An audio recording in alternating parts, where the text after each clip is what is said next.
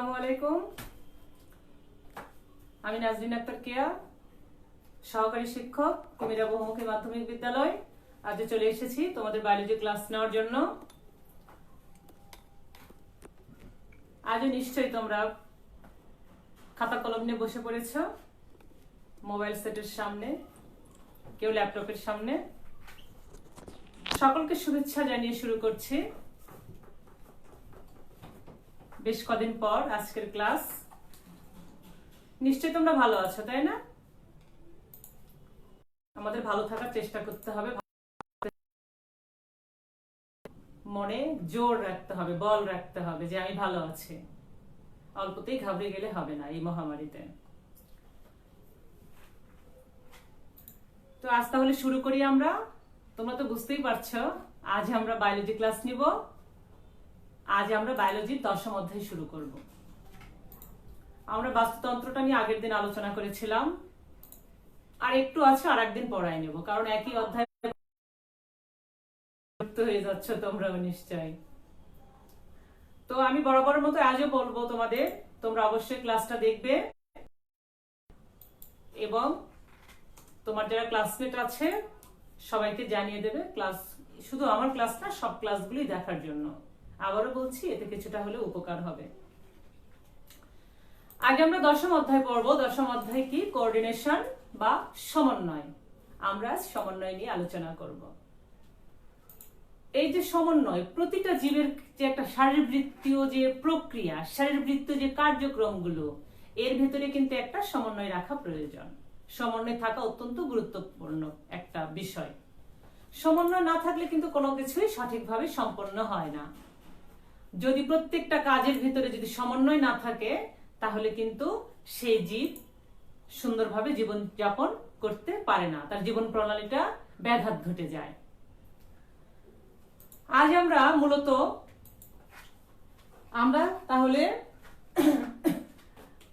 মূলত প্রাণীর সমন্বয় নিয়ে আলোচনা করব।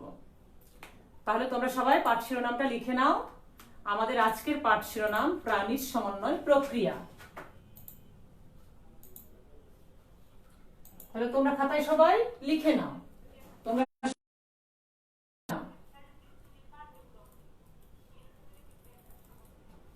আজ আমাদের পাঠের মূল বিষয়টা কি?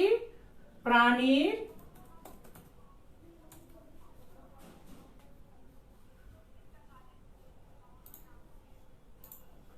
সমন্বয়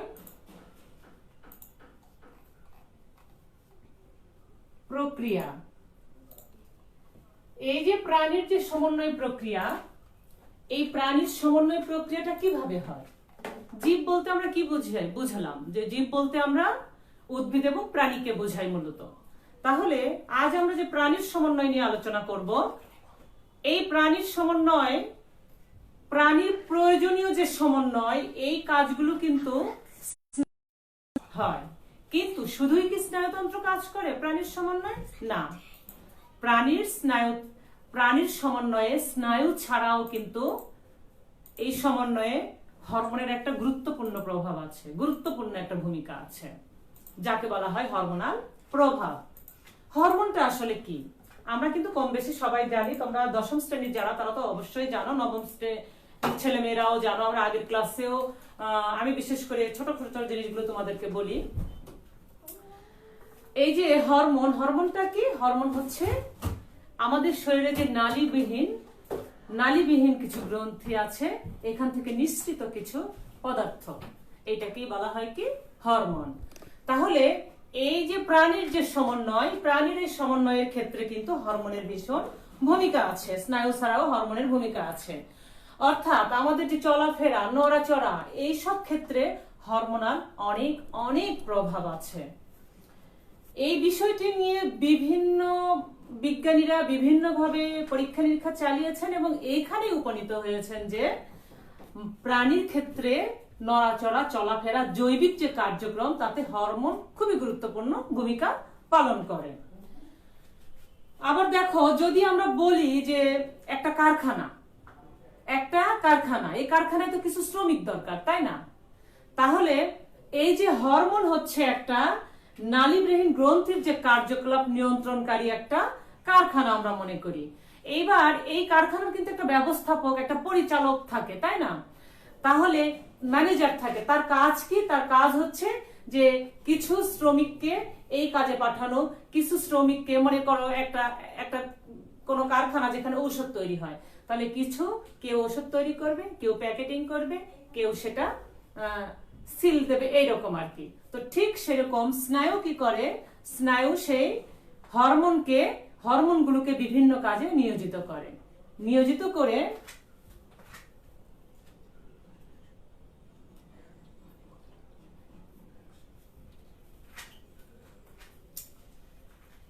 তাহলে এটাকে নিয়ন্ত্রণ করে, স্নায়ু নিয়ন্ত্রণ করে। তাহলে দেখো উল্টো দিকে স্নায়ুতন্ত্রের আবার এই যে স্নায়ু যে কার্যক্রমগুলো যে বিভাজন করছে, ভাগ করে দিচ্ছে, উল্টো দিকে আবার স্নায়ুতন্ত্রের যে বিকাশ, স্নায়ুতন্ত্রের উপর হরমোনের একটা দীর্ঘমেয়াদী কিন্তু প্রভাব রয়েছে। অর্থাৎ স্নায়ুতন্ত্রের বিকাশ এবং কাজের উপরও কিন্তু হরমোনের একটা প্রভাব রয়েছে। এই যে হরমোন, প্রথমে মনে হতো, প্রথমে মানে এইরকমই ধারণা ছিল যে হরমোন হচ্ছে একটা উত্তেজক জাতীয় পদার্থ, কিন্তু না, হরমোন শুধু উত্তেজক জাতীয় পদার্থ না, হরমোন উত্তেজক এবং নিস্তেজক দুটো হিসেবেই কাজ করে। তাহলে ব্যক্তির আচরণ, স্বভাব, আবেগ প্রবণতা, এইসবের উপর হরমোনের অত্যন্ত অপরিসীম ভূমিকা রয়েছে। এই যে হরমোনের জন্যই দেখো, পিঁপড়া তো একটা প্রাণী, তাই না?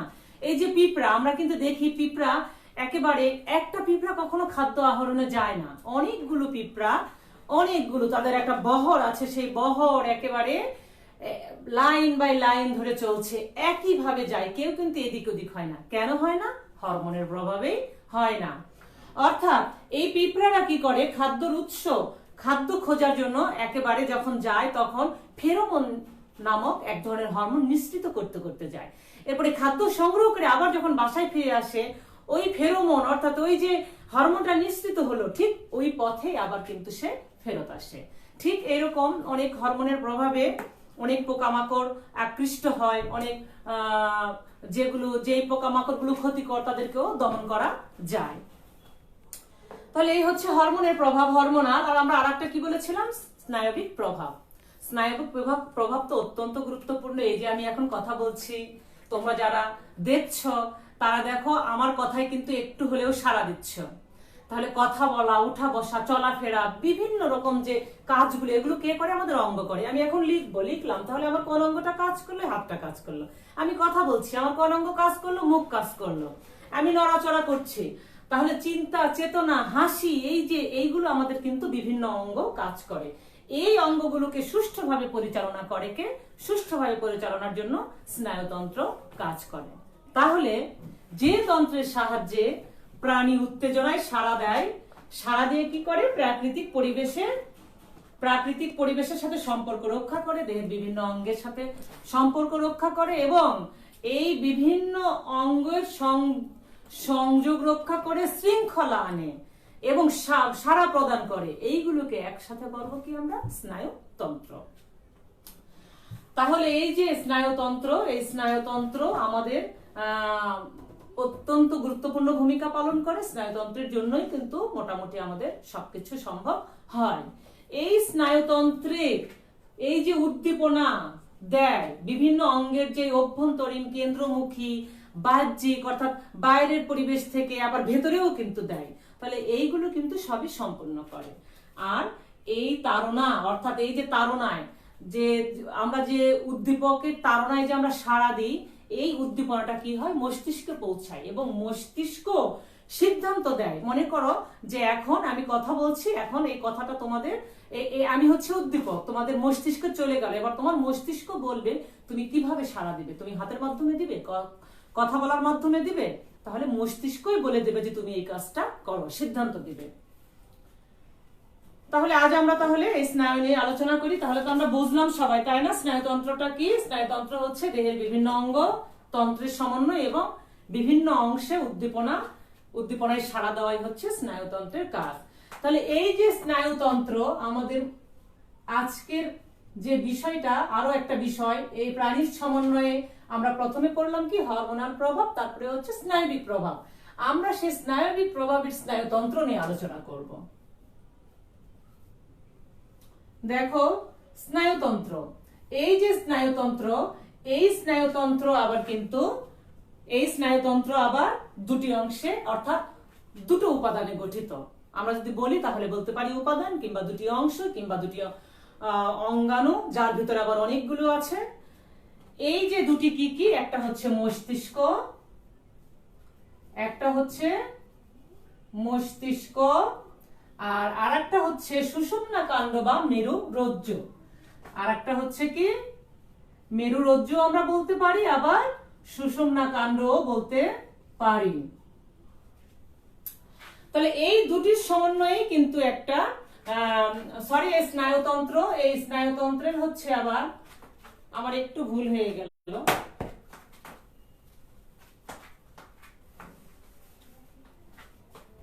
এই স্নায়ুতন্ত্র আবার হচ্ছে দুই রকম, একটা হচ্ছে কেন্দ্রীয়,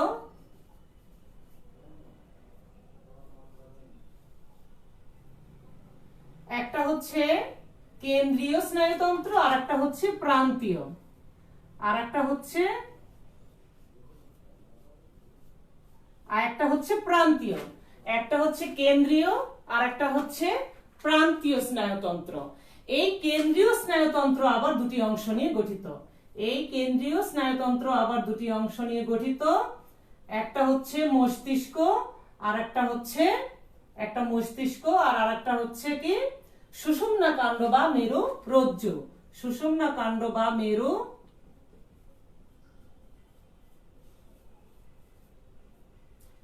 রজ্জু।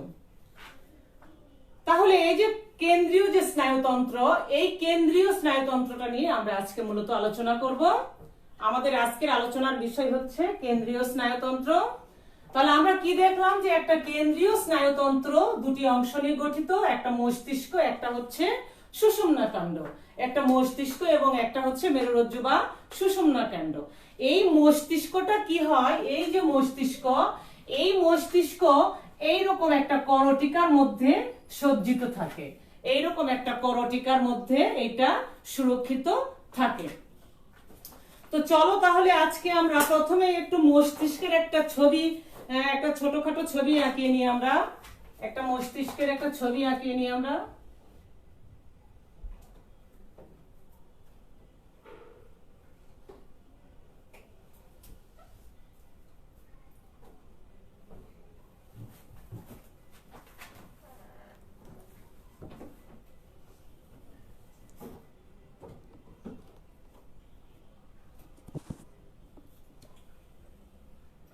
দেখো মস্তিষ্কের ছবি, তোমরাও পারবে ইচ্ছা করলে আঁকাতে, কারণ পারতেই হবে ছবিটা।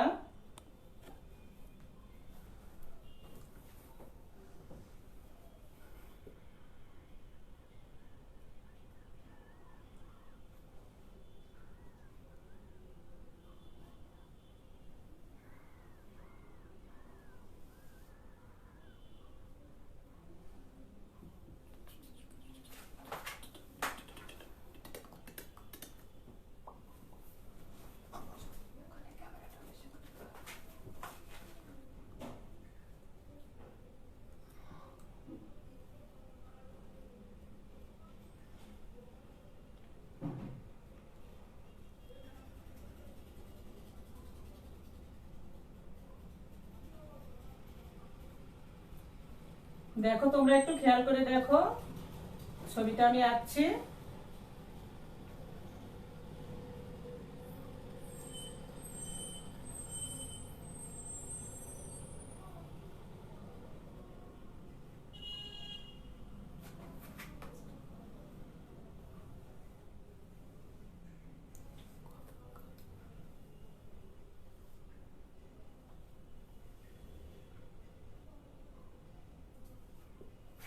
এই হচ্ছে একটা মস্তিষ্কের ছবি, এই হচ্ছে একটা মস্তিষ্ক। তো আমরা মূলত এই মস্তিষ্কটা নিয়ে আলোচনা করব আজকে। এই যে মস্তিষ্ক, আমরা প্রথমেই কি বললাম, যে একটা মস্তিষ্ক অর্থাৎ ব্রেন।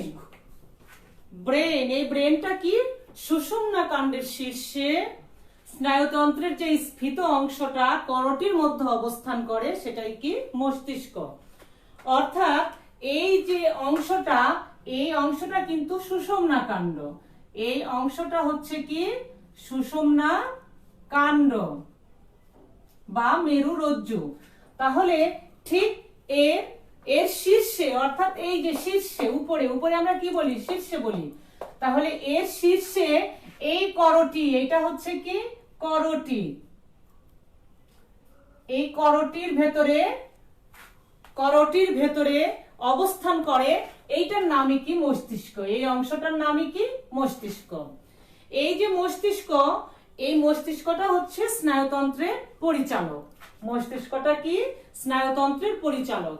এই মস্তিষ্কের আবার তিনটা অংশ আছে, এর আবার তিনটা অংশ আছে। একটা হচ্ছে কি অগ্র মস্তিষ্ক, একটা নাম হচ্ছে অগ্র মস্তিষ্ক,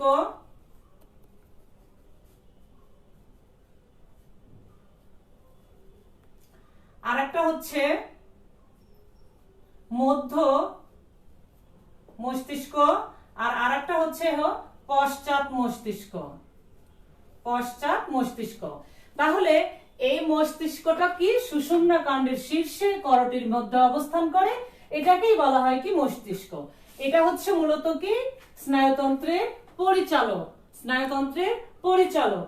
এর আবার তিনটা অংশ আছে, একটা অগ্র, একটা মধ্য এবং একটা পশ্চাৎ মস্তিষ্ক। তাহলে অগ্র মস্তিষ্কটা কি? অগ্র মস্তিষ্কের মধ্যে অগ্র মস্তিষ্ক বা সেরিব্রাম সবচেয়ে বড় অংশ। অর্থাৎ এই যে অংশটা আবার দেখো, এটা হচ্ছে সেরিব্রাম, এই অংশটার নাম হচ্ছে সেরিব্রাম, এই অংশটার নাম হচ্ছে সেরিব্রাম, এই অংশটার নাম হচ্ছে সেরিব্রাম। তাহলে এইটা হচ্ছে সবচেয়ে একটা বড় অংশ, এই অংশটাই হচ্ছে সবচেয়ে একটা বড় অংশ।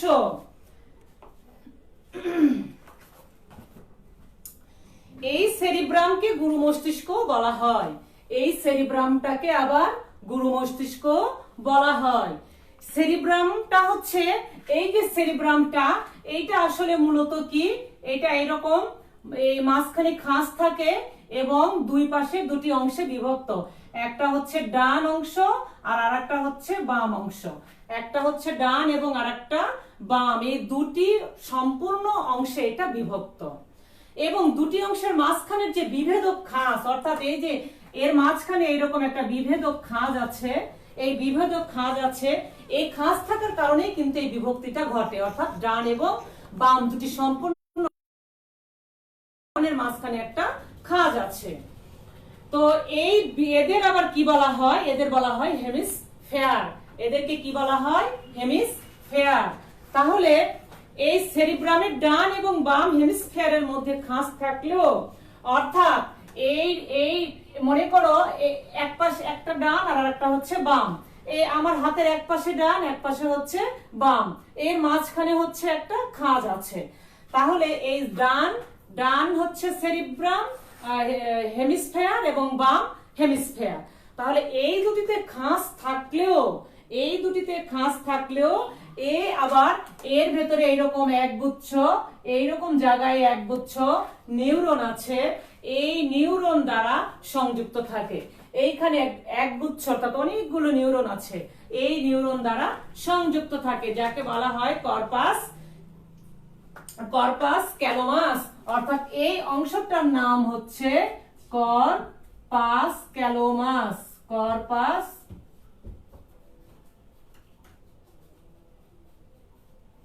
ক্যালোমাস। অর্থাৎ এই অংশটাতে অনেকগুলো নিউরন একত্রে থাকে, গুচ্ছ বেঁধে থাকে। এই জন্য এইটা কি হয়, দুটো অংশে খাঁজ থাকলেও এই দুটো সংযুক্ত থাকে।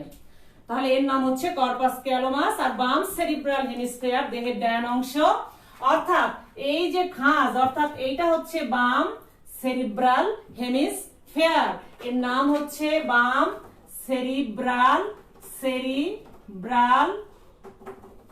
হেমিস্ফিয়ার।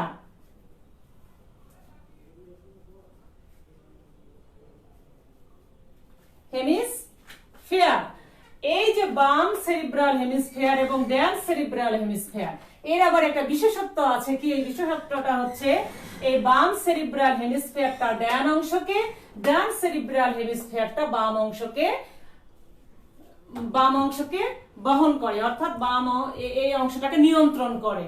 তাহলে এর প্রধান বিশেষত্ব কি, এই যে সেরিব্রাম, এই সেরিব্রামের যে এই মাঝখানে যে খাঁজ আছে, এই খাঁজের দুই পাশে দুটো অংশ আছে, ডান সেরিব্রাল হেমিসফিয়ার, বাম সেরিব্রাল হেমিসফিয়ার। এই বাম সেরিব্রাল হেমিসফিয়ারটা ডান সেরিব্রাল হেমিসফিয়ারকে নিয়ন্ত্রণ করে, আর ডানটা হচ্ছে বামটাকে নিয়ন্ত্রণ করে। আর এটি মেনেনজেস নামক একটা পর্দা দ্বারা আবৃত থাকে, অর্থাৎ একে যদি আমরা আলাদা করে দেখি তাহলে এরকম একটা পর্দা দ্বারা আবৃত থাকে, যেই পর্দাটার নাম হচ্ছে মেনেনজেস। এই পর্দাটার নাম হচ্ছে মেনেনজেস পর্দা।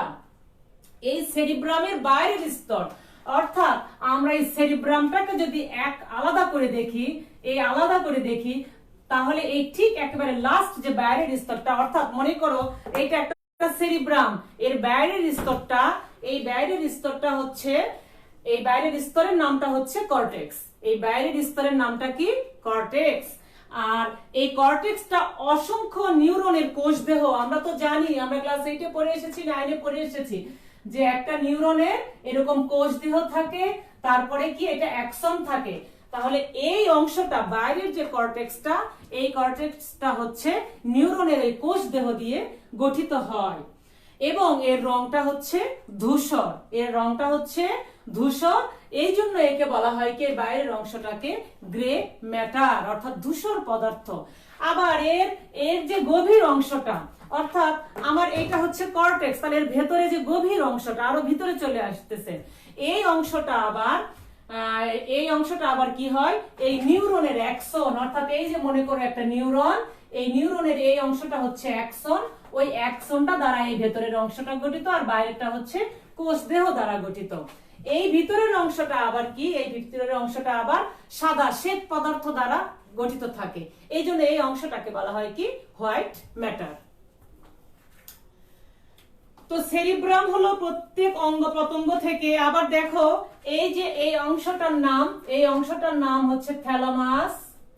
এই অংশটার নাম হচ্ছে থ্যালামাস। আমরা যদি গঠন প্রক্রিয়া বলি তাহলে এইটা হচ্ছে হাইপোথ্যালামাস, এই অংশটা হচ্ছে হাইপোথ্যালামাস। এই পুরো অংশটাকেই কিন্তু বলা হয় অগ্র মস্তিষ্ক। এই পুরো অংশটাকে বলা হয় অগ্র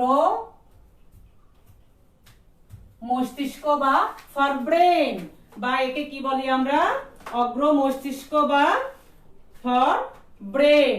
তাহলে এই যে সেরিব্রাম, এই সেরিব্রামটা কি করে, প্রত্যেক অঙ্গ থেকে তাড়না নিয়ে স্নায়ু তাড়না গ্রহণ এবং প্রত্যেক অঙ্গে আবার স্নায়ু তাড়না প্রেরণ করে।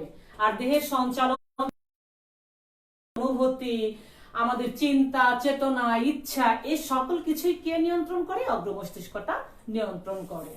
আবার কোন উদ্দীপকের জন্য কি ধরনের সাড়া দেবে, মনে করো কেউ তোমাকে, ক্লাসে তোমরা গিয়েছো, ক্লাসে গেলে পাশের থেকে একটু আরেকজন তোমাকে হয়তো বা একটু কাগজ ছুঁড়ে মেরেছে কিংবা একটু চিমটি কেটেছে, তখন তুমি কি করবা? তোমার ওই ব্রেন, অর্থাৎ ওইটা তোমাকে উদ্দীপক, কিন্তু ওইটা তুমি সেই উদ্দীপনায় সাড়া দিবে। এবার তোমার ব্রেন বলে দিবে ওই ছেলেটাকে তুমি ঠাস করে একটা গালে চড় মারবে, নাকি তুমি তোমার স্যার কিংবা ম্যামকে বলবে যে ম্যাম ও আমাকে এটা করছে, নালিশ করবে। এই যে সিদ্ধান্ত, এই সিদ্ধান্তটা কিন্তু তোমার ওই সেরিব্রামটা দিবে।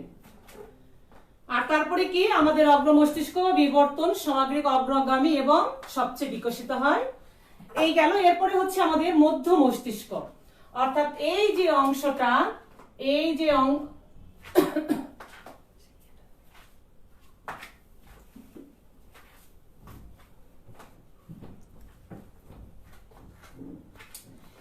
যে অংশটুকু, এই অংশটুকুই কিন্তু মধ্য মস্তিষ্ক। এই অংশটুকুই হচ্ছে মধ্য মস্তিষ্ক।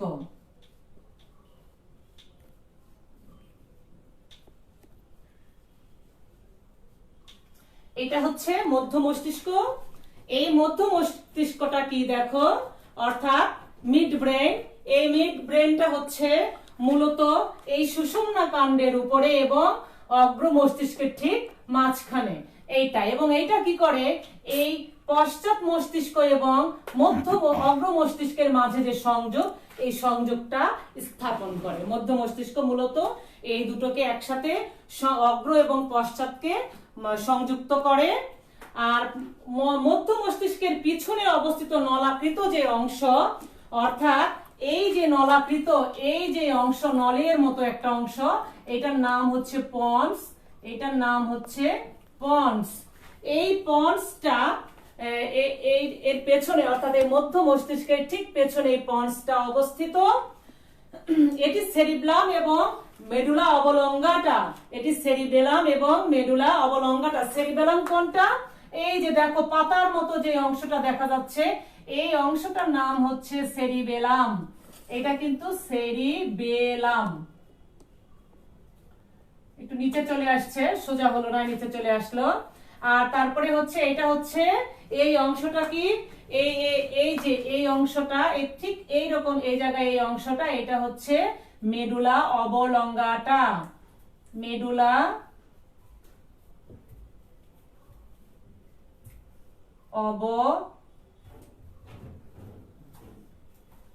অবলঙ্গাটা।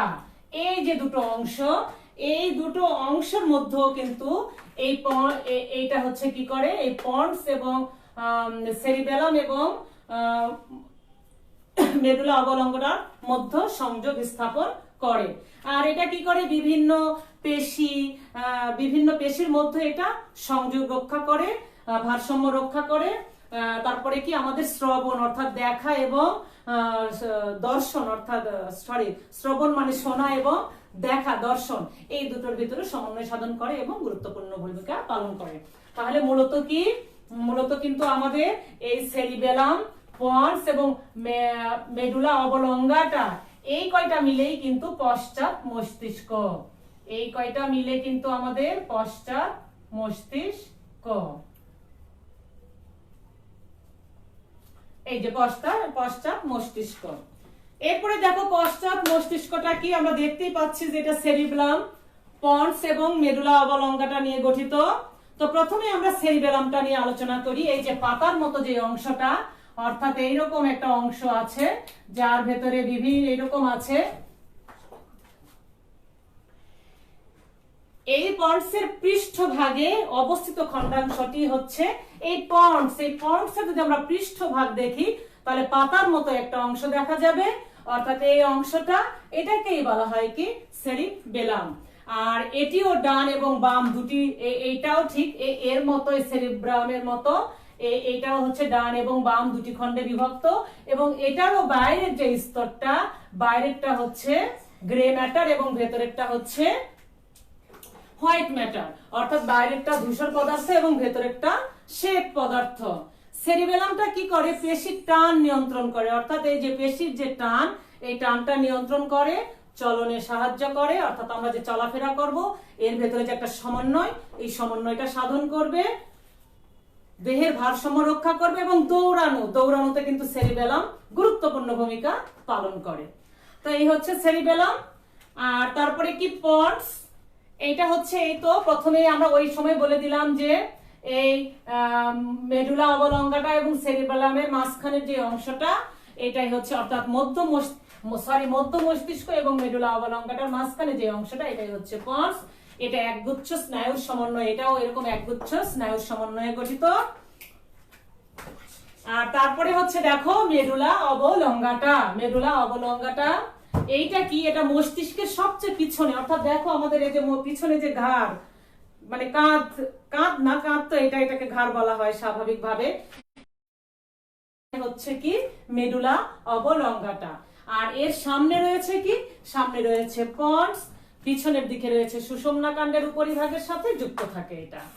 এই যে এই করটি থেকে করটি কিন্তু সম্পূর্ণ, এই করটি থেকে 12 জোড়া কিন্তু 12 জোড়া করটিক স্নায়ু উৎপন্ন হয়। তার ভেতরে কিন্তু মেডুলা অবলঙ্গাটা থেকেই 8 জোড়া উৎপন্ন হয়। এই 12 জোড়ার ভেতরে 8 জোড়াই কিন্তু এখান থেকে উৎপন্ন হয়। এবং এইটা কি করে, গলাধঃকরণ, অর্থাৎ আমরা যে খাবারটা খাই এই খাবারটাকে গিলতে সাহায্য করে, ফুসফুস, গলবিল বিভিন্ন কাজের ভিতরে সমন্বয় সাধন করে। আর আমাদের এছাড়াও কি করে, আমাদের শ্রবণের ভারসাম্য রক্ষা করে, অনেক গুরুত্বপূর্ণ ভূমিকা পালন করে। আর এই যে মস্তিষ্ক থেকে যে 12 জোড়া যে স্নায়ু, করটিক স্নায়ু, এই যে 12 জোড়া যে করটিক স্নায়ু আছে উৎপন্ন হয়, এই 12 জোড়া করটিক স্নায়ু কি করে আমাদের মাথা, ঘাড়, মুখমণ্ডল, মুখ গহ্বর, জিহ্বা, এই যে বিভিন্ন নাক, কান, চোখ, এগুলোর ভিতরে এইগুলোতে বিস্তৃত থাকে, অর্থাৎ এইগুলোতে ছড়ায় যায়, ছড়িয়ে ছিটিয়ে যায়, এরকম এরকম এরকম ছড়িয়ে ছিটিয়ে যায় এই 12 জোড়া। তো এই হচ্ছে আমাদের আজ মনে হয় আর এর বেশি পড়ানো যাবে না। তো আজ আমরা মূলত এই মস্তিষ্কটা নিয়ে আলোচনা করলাম। মস্তিষ্কের যে 3টা অংশ, অগ্র, মধ্য এবং পশ্চাৎ, তোমরা তো বুঝতেই পারছো। তো এই আজকে এই পর্যন্তই, সময় যেহেতু শেষ হয়ে গেছে, এরপরে আরো ক্লাস আছে, তোমরা দেখবে আবার সেই ক্লাসগুলো। তো আজকে আর প্রশ্নে যাচ্ছি না, আজ আর প্রশ্নে যাচ্ছি না। তোমরা বাসায় ভালো করে ছবিটা আঁকিয়ে নিবে এবং এই যে মস্তিষ্কের যে লম্বচ্ছেদটা সুন্দর করে 1বার না 2বার না 3বার করে আঁকাবে এবং চিহ্নিত করবে, তাহলে নিশ্চিত এর ভেতরের যে গঠনের যে বৈশিষ্ট্যগুলো তোমাদের মনের মধ্যে চলে আসবে। তো সবাই ভালো থেকো আমার প্রিয় শিক্ষার্থীরা। আজ এ পর্যন্তই। সবাইকে অনেক অনেক ধন্যবাদ জানিয়ে এখানে শেষ করছি। আবারও ক্লাসগুলো বেশি বেশি করে দেখার জন্য এবং আগের ক্লাসগুলো দেখার জন্য অনুরোধ করছি। সবাই ভালো থেকো। আল্লাহ হাফেজ।